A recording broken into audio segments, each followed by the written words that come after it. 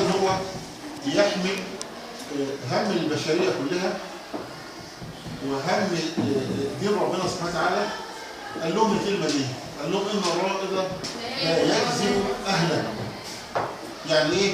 يعني الواحد منا لما يبقى مسؤول عن ناس لازم يبقى مخلص معاهم وصادق معاهم ويحوز لهم الخير كله.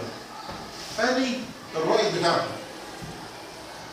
وعمري ما هكذب عليكم، وعمري ما هشوف الا مصلحتكم، وعمري ما هتكلم الا في الحق. قال لهم كده، اول كلمه قال لها كده، ولذلك لازم احنا نبقى عارفين كده. امين الفصل هو امين امر ربنا سبحانه وتعالى على الفصل ده، والفصل ده بالامين بتاعه نموذج على حسب الامين الفصل نفسه، على حسب حضرتك.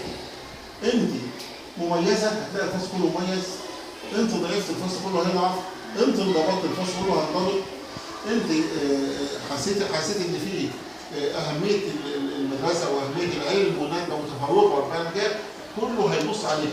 خلي بالك كل العين بتبص عليك، هتبقى انت عينك كل العيون بتاعت الطلبه اللي معاك في الفصل كلهم بيبصوا عليك انت. عايزين نشوف البعدين دي ايه؟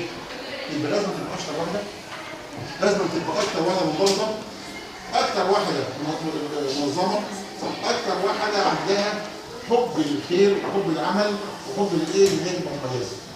لانك انت نموذج، وخلي بالك لان ممكن تبقى انت نموذج مش جيد يوم تاخد ذنب الناس كلها، تاخد كل الفصل. وسيدنا النبي محمد صلى الله عليه وسلم قال لنا من ولي امر 10 مش فصل كامل، فصل كده 40، لا، من ولي امر 10 من المسلمين ولم يجهد لهما، ما تعبش نفسه عشانهم، ما شافش مصالحهم.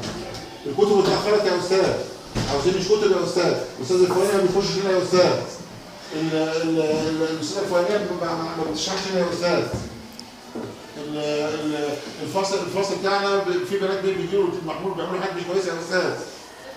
كده ابقى عندي غيره على الفصل بتاعي، غيره على غير، وده مش اسمها ان انا ايه؟ مش ان انا يبقى بفتن على زمايلي، ده اللي بضربه في المكان، بحسن الفصل بتاعي،